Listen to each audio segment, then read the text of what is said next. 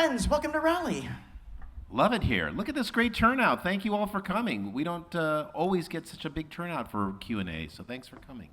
No, thanks for joining us. Oh my goodness, we did this quite a lot during lockdown. And go check it out on our GalaxyCon website. We did, during COVID lockdown, we did several virtual events like this with some of the extended cast and stuff like that, and a lot of fun stuff up there. If we don't cover your question today, the answer might be there, so keep plugging all that stuff. So, I've heard the origin stories before, but in case they haven't, how did these roles come to be in your life? I guess I can start on that, eh? First of all, it was an audition, which is the usual way roles start, but this was a sudden one. I was hired for the episode that was going to introduce Poison Ivy to the world. I mean, not the comic world, of course, had already been done, but for this series, it was her first episode, and it was called Pretty Poison. And the actress that was supposed to do it was apparently found to be not quite what the producers wanted. And I was there already to do what they call incidental parts, you know, a policeman, an operator on a phone. And the director, Andrea Romano, had worked with me before and said, "Do you want to audition for this?" And I said, "Yeah, of course, hello." And she showed me a picture of her, and I thought, she looks a little bit like Tinkerbell on hormones, you know, okay. A good way of putting it. Yeah, I never thought of it like that. Yeah. I mean, it's the same body and all that stuff. And then I thought, okay, her voice, because she's sexy, she has to be kind of like down here, because that's what a sexy voice sounds like. But she was also Dr. Pamela Isley, a PhD doctor, which means she had a brain. So we keep it down here, but we add a little edge to it, which indicates brain working. And I auditioned, and I got it, and that's my story. Woo! So very often people think when you get a part like this, it was like this monumental moment, you know. And for us, because we did a lot of work over the years, and you get a job, and it's wonderful. You audition for a job, and you get the job, and you say, "God, this is a wonderful, great job," and then it ends, and then you go to the next one. So I had just finished a series called Defenders of the Earth, where we worked together. Woo! And another series called G.I. Joe. And they said, "Oh, and they're doing a Batman series." I'm like, "Oh, well, I was a huge Batman fan as a kid." So I was like, "Oh, this is so great." And they're looking for Robin. And basically every young man in Hollywood auditioned for this part. It was really like a really coveted part, but I wasn't thinking that. I was thinking like, "Oh, this would be a great job. I would love to get it." Turns out I auditioned. I got called back to do more lines.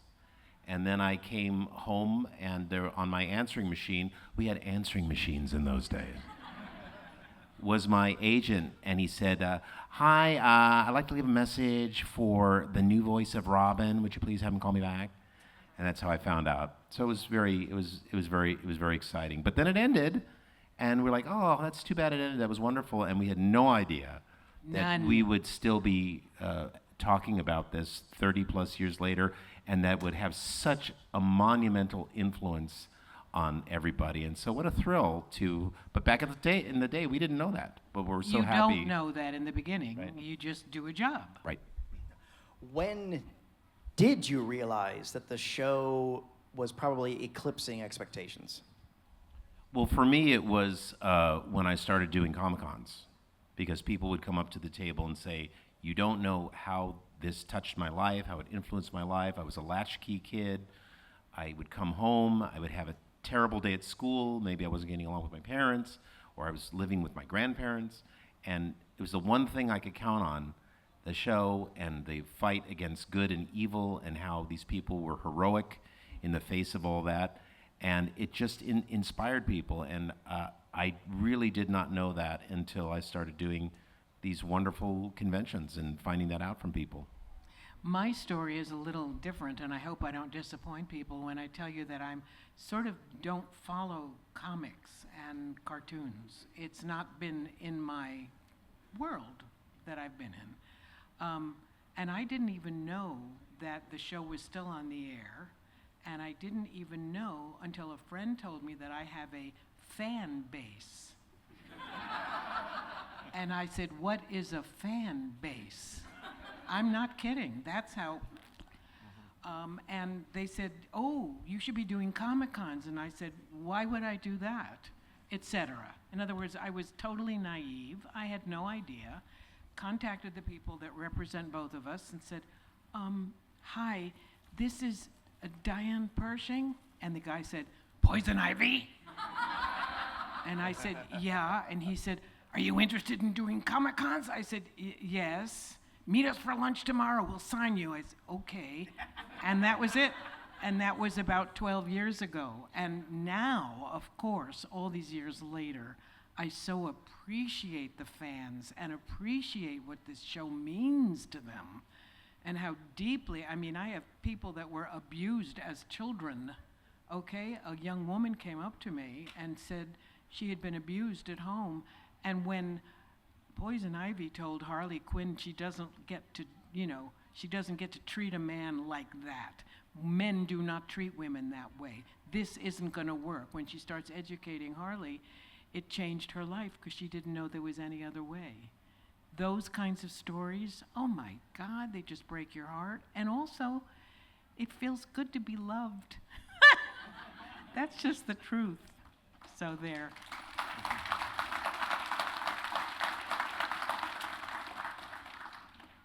What, and again, you guys, you did this troupe style under Andrea, so whenever she could, she tried to get as many of you in there at the same time, which is wonderful when you can make it happen.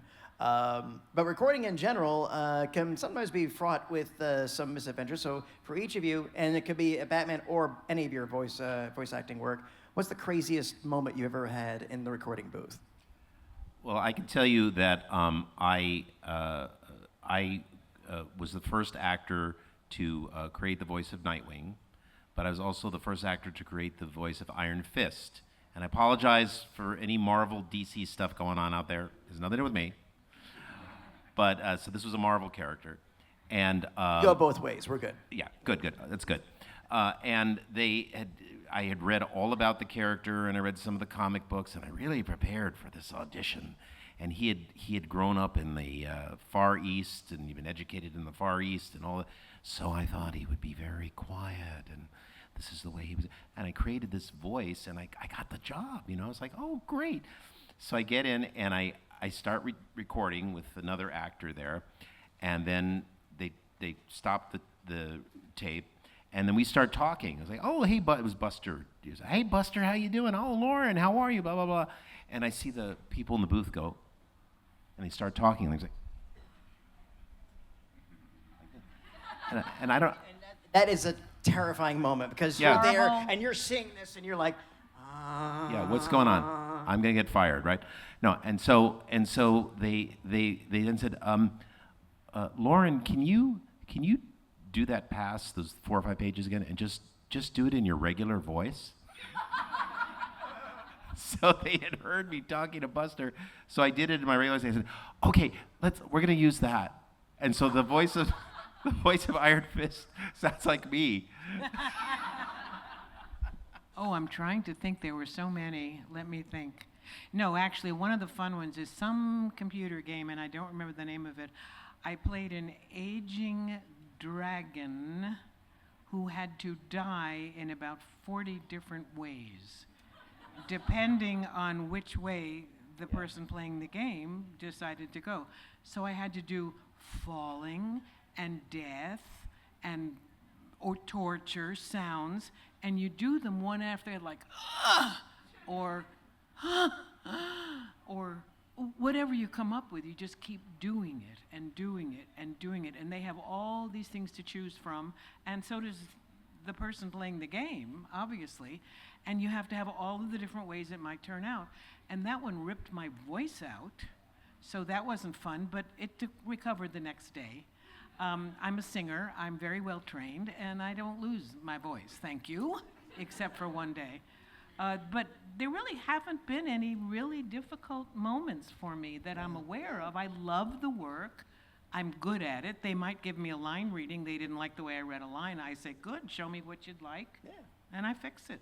You know, I'm a professional. Right? Yeah. What's been the best memory you've both taken from Batman, or one of the best memories? Every day that I would come in for a recording session, I wouldn't know who was cast. And like Patty was saying, we were all there in the room. Almost every time, almost 100% of the cast, all there in the room. And I would walk in and I would see these people that I had grown up with on TV and in the movies, and now I was going to work with them. And they were there playing, villains and, policemen or whoever, whatever parts they were. And so there was Roddy McDowell, one of the great actors of the golden age of Hollywood, and there he is, and I'm going to be working with Roddy McDowell, and the next day I would be working with Ephraim Zimbalist Jr., and who I grew up with watching, on the FBI and all those shows he did. So that was the great memory. It was like so exciting, like, who am I going to work with today, My greatest memory really is the fact that we did get to record all together. That is not done today. Everything is piecemeal depending on where you are in the world. You can record you have your own microphone at home, you do the In that time, we were all theater-trained actors. You got to remember that. And we were in a semicircle, and we all had our music stands with the script on it and a microphone. And I recorded next to Mark Hamill. He was right over here. And he made us laugh. We had sessions where we couldn't catch our breath. We were laughing so hard. And they were lucky to get the thing out. But what we could do was face each other so we could see what each other was saying and feeling. And you could respond exactly like you're on stage. Or in a movie, well, actually, movies don't count because they cut in and out.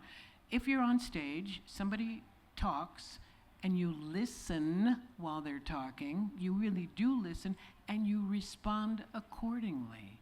And that is not possible with the piecemeal recording. They can fake it. They do a very good job of it, mind you, and it's necessary financially now to do that. I got it. But this was lovely. This was my joy. It really was.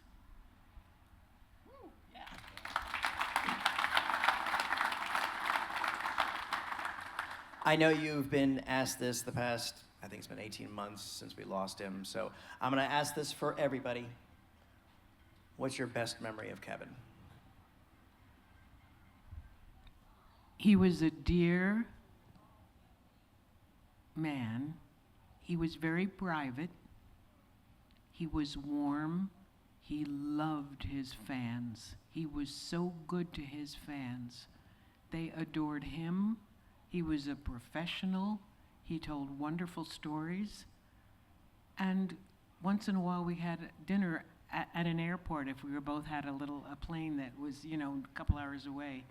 And we would share stories and talk, but he was very private. And I think that last year when he was so ill, we all knew it because you could see it, but he never shared it with us. We didn't know what it was, and we did not ask him. He was a very private man. And he was a dear, and we miss him terribly.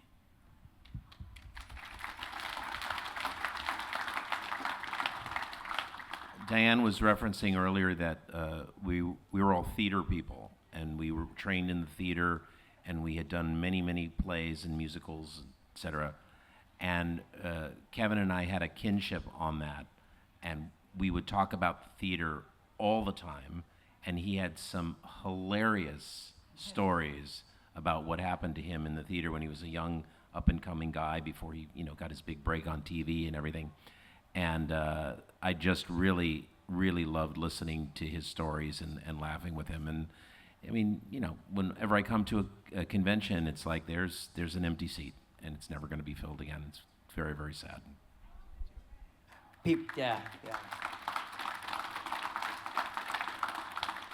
People ask me because they see our videos that we've done previously and ask me my take on Kevin, and I just say he was a gentleman in the sense that he was a gentleman.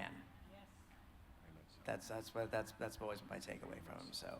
So Kevin's off the table now. We said everything too. So, and let's not forget too that this wonderful series, the magic was its ensemble. I mean, them and some other folks we lost. We lost Richard. It's like we lost Roddy and some way too. So, yes. And Clive Reville, who was the yes. original, Yes, absolutely, absolutely. But again, the magic of this show was, I think it all started with, started with Bruce Timm, but Andrea definitely was the soul mother for wonderful director. You guys, and just because again, as the fans, when we started seeing like the casting and stuff, I was like, there's something suspicious about this. These aren't the usual suspects, and like Paul Williams, what? Like Mark Hamill, what? It's way too. So I've said this before, and I'll say it again. Thank you both. Thank you for your talents and your professionalism and for the performances you brought to these roles, because they have made such an impact on so many for so long and will continue to do so. Thank you. You so much, Thank you, Patty. Thank you. All right, let's go ahead. Let me hear what some of you all got. So, all right, I'll take this fella right here. Hey, what's your name? My name's Danny. I met both of you guys at the booth and everything not that Danny. long ago. My big question is, if still staying in the Batman animated series universe and everything, if you could pick a different role to do and your take on it, who would you pick and what would you bring to the table on that one? Well, I wouldn't say it's necessarily a different role, but it's a very different take on it, and that is I wish they had advanced the universe to the point in the comic books where Nightwing becomes Batman. So I would have loved to have had that chance, and then have Batman come back as he does in the comic books, and then Kevin and I would be together in that space where I had taken his place as Batman, and then he's coming back. That would have been just a thrill to do that together. So that was my dream, that they were going to eventually do that, but didn't happen. I have no idea how to answer that question. I'm not, the DC universe, I am not familiar with most of it because, again, as I say, I don't watch cartoons. I don't know. I can't help you. I would cast you as one of Wonder Woman's arch nemesis, either Dr. Cyber or Cersei the Sorceress. Evil people is very good for me. I let my 5-year-old granddaughter, when she was 5, she's now older, watch one of the episodes, and she turned to me after and she said, "Grandma, she's not very nice, is she?" And I said, "No, darling," and I loved playing her. Start us off with, thank you. All right, all right, I'll do this over here, and I'll start off after. Actually, hold your hand up. All right, let's do a line. Let's do a line. Okay. You all worn out, so let's do a line. Here's what you do. You'll meet me on here. First we'll go here, then we'll go like an L and go around that way. So come on up, and then behind him that way. No, this way. There you go. There you go. Try to follow directions, There you folks. go. Okay. Okay, what's your name? Theo, What you got, Theo? I just had a quick question. Between the two of you, was there a particular episode that was your favorite, whether you were in it or not, once watching? I love House and Garden, and the reason I love that is because they gave me some real acting to do. I wasn't just evil or sexual. I was also a woman who wished she could have had a family and children and a normal life. So there were so many colors to play, and that's just me. I have a multi-prong answer to that. My favorite episode overall was Old Wounds, because I got to play Nightwing and Robin, and it's the Nightwing origin story. And of course the Robin origin story, the 2-part Robin's Reckoning, and all of the episodes with the Riddler, for some reason, I don't know why, but they wrote a lot for Robin to do. So all of the, If You're So Smart, Why Aren't You Rich, and all those episodes, those were really meaty for Robin. And then Sub-Zero, I think, which you probably know this, is Roger Ebert, the great critic, said, "I think this is the best Batman movie ever made." And he was including the live-action ones. So, yeah. Absolutely. But as far as the series goes, Almost Got 'Em. I love that one. Yeah. Yeah. Were you in that? Yes. Yeah. I threw a rock at him.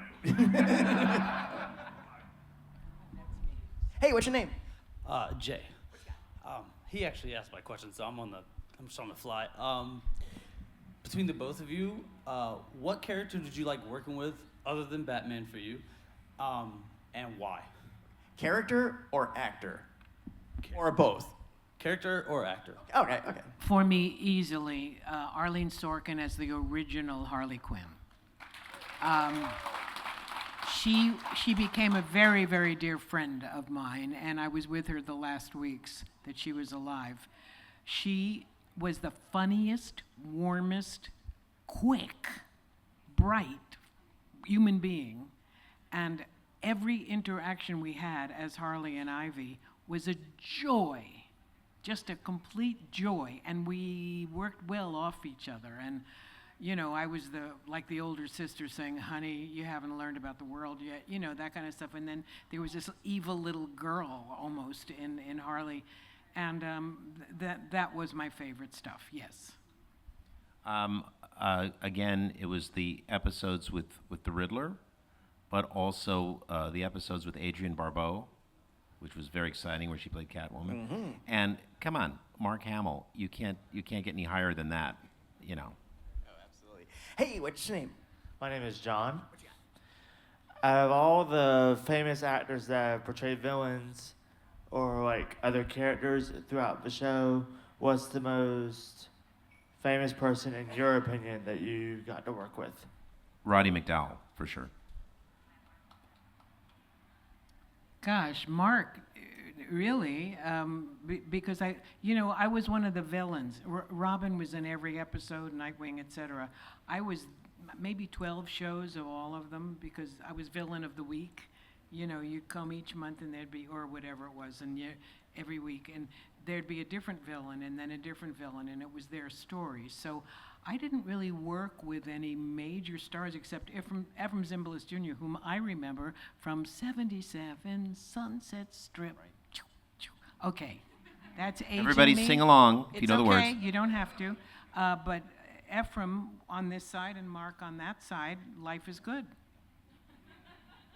I'll always throw in Paul Williams onto that.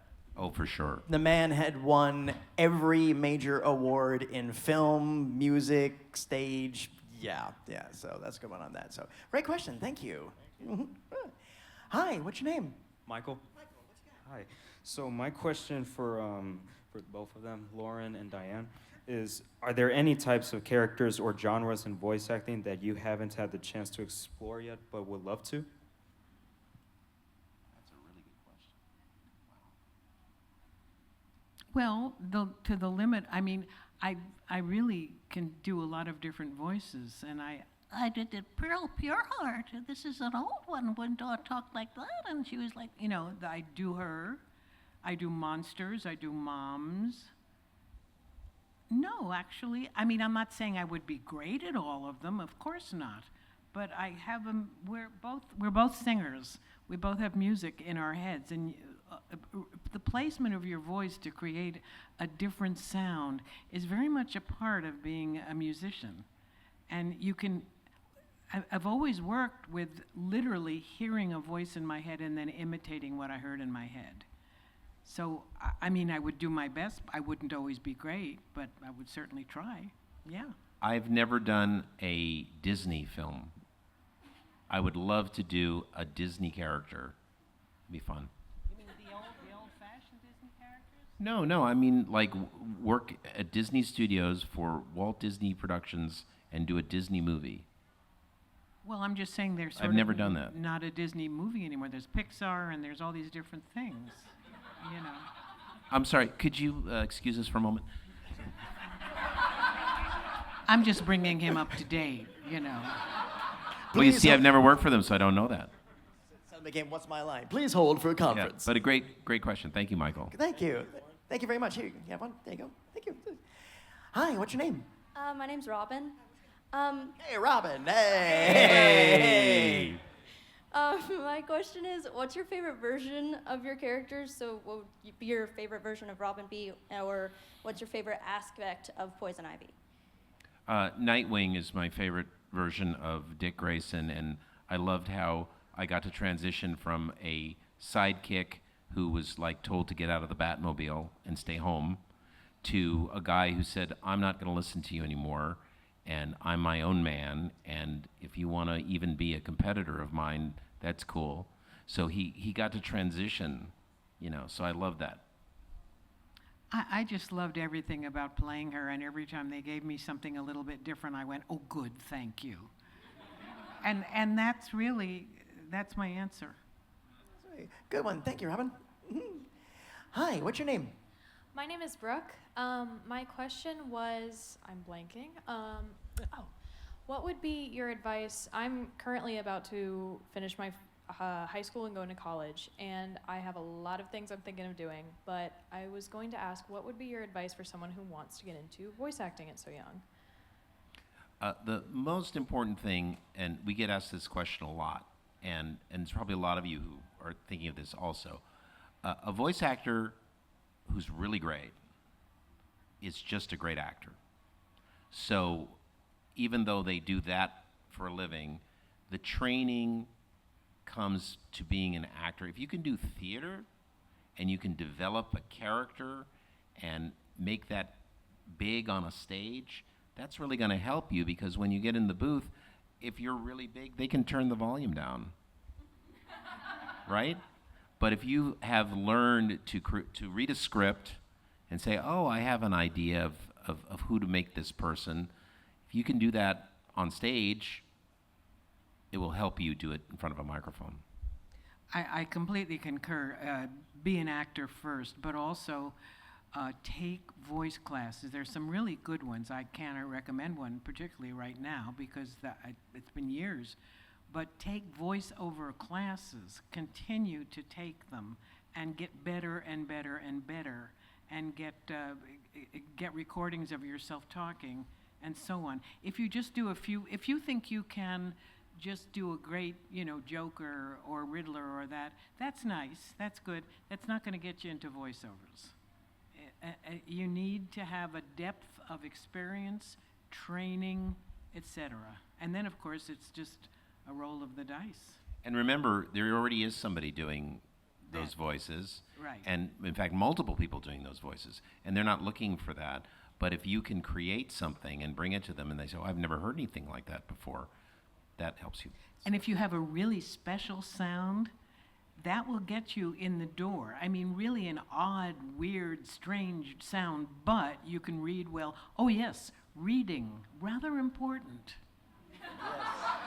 I mean that. If you can't look at a script and in 5 minutes know what you're doing and then just do it. In other words, if you're not a great reader, practice reading. I'm not kidding. I often piggyback on this as well, too. It's like, you say you're just getting out of high school now? I am doing my last year and a half. Okay. You're at a very interesting time where you're able to create your own stuff. That's why I've been telling young people now. It's like, you want to be a voice actor? Find somebody your age and who you sync with who wants to be an animator. Make your own stuff. Make your own stuff. Be a young Robert De Niro and go find your young Robert Scorsese. So, that's good advice. That's very good advice, Patty. Thank you. Hi, what's your name? My name is Christopher, and my question is, what villain would you be except for Poison Ivy? Oh, so they can pick a villain. Voice. Any villain you want to give me. I love playing villains, and I have a very rich voice in my head of different ways to be a different villain. High, old, cranky. I mean, it can just, so much fun, much more fun than the heroes. I would want to be a James Bond villain and have some kind of weird accent. Wouldn't that be fun? So, Mr. Bond, welcome. Have a seat, Mr. Bond. Don't mind if I do. Question, thank you. Hi, what's your name? Patrick.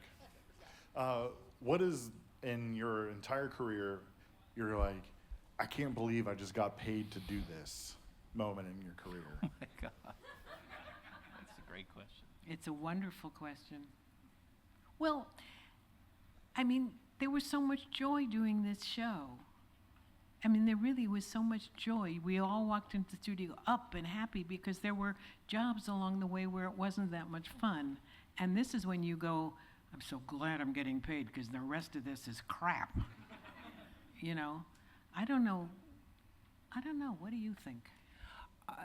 I would characterize it by saying there were certain things that I had a dream about doing, you know, and then I got to do, like last year, I got to do I made my Broadway debut in a Broadway show, and it took, my whole life to get there and do it. And I didn't think to myself, I can't believe I'm getting paid to do this because it was a lot of work and I deserve getting paid.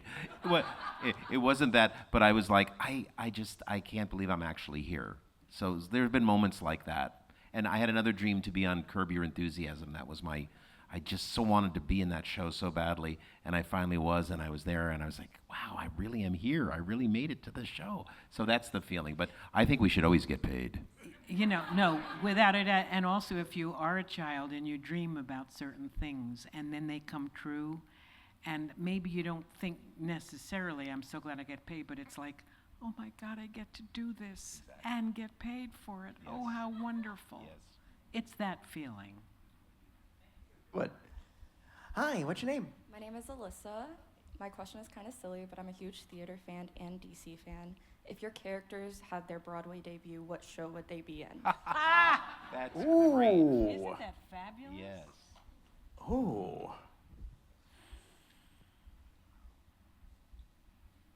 Wow, you caught them both on that. Well, Sweeney Todd, probably. Yeah. Yeah. Yeah, I think so. Yeah. Oh, God, I don't know. Oh, well, what is it called? Oh, shit. Oh, I'm sorry. I know, I'm sorry. I really do have a foul mouth, and I absolutely must watch. What's the wonderful one, the Greek myth thing, the Hades Town. Oh, wow, that would be great. Would be, if you're not aware of that, it is an amazing musical. But yes, I would be in that. I can't, I'm trying to picture Dick Grayson in a musical. It doesn't have to be a musical. I have one. Okay. That his acrobatic skills would be perfect in Spider-Man: Fear of the Dark. Yes. Or was it Turn Off the Dark? I forget. It's Turn Off the Dark. Okay. It would be great if he was in the worst musical of all time. That's true. But and he'd be the one guy that didn't fall and screw himself up. But my personal dream is to be in Fiddler on the Roof, and every time I audition for it, people say, "Wait, you haven't done this show yet?" It's so popular. And I say, "No, that's why I'm here." So I can't picture Dick Grayson in Fiddler on the Roof, but you know. Great question. Thank you. Funny. An ethnicity problem. Well, I don't know. Hey, what's your name? Grayson. My name is Michael. What you got, Michael? Okay, so what's the most positive interaction you've ever had with a fan? You know, just positive, most nicest, whatever you'd want to phrase it as. Oh, there's so many. I would say honestly, I've never had a bad interaction with a fan, and it's wonderful. The most positive thing is when people say that they're 30 now, let's say, and when they were 10 or 12 or something, the show got them through to the point where now they're 30, and if it wasn't for that show, maybe they wouldn't have wound up where they are in a very positive way. And I hear that so much, and I never get tired of hearing it. And it's always a very, very positive interaction, and means a lot to me. They come up to us, I mean, half of them, half of maybe you who come up to us and say, "You were my childhood." And then I think 3 generations have seen this show. We were the childhoods of 3 generations. What an amazing thing. I mean, that's just a joy to know that you've touched, you know, as voice actors, we talk into a microphone. That's it. That's our job.